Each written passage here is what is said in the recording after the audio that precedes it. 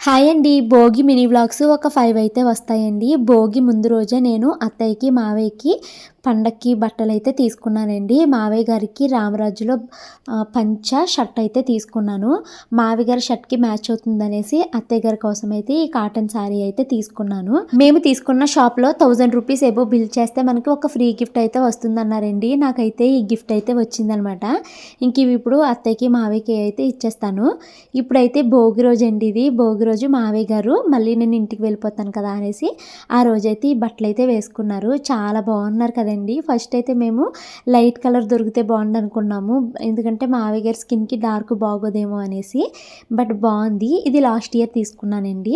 అలా మనము ఎవరికైనా ప్రేమగా తీసుకున్నది వాళ్ళు మన ముందు కట్టుకుని తిరిగితే వచ్చే హ్యాపీనెస్సే వేరు కదండి. అత్తయ్య గారు అయితే బ్లౌజ్ కుట్టించుకున్నాక కట్టుకుంటానులే అని అన్నారు. ఇంకా నేను పిల్లలిద్దరిని తీసుకుని మా ఆడపడుచు కూతురు అలాగే మా తోడుకోళ్ళ కూతుర్ని తీసుకుని భోగిమంట దగ్గరికి అయితే వచ్చేసామండి.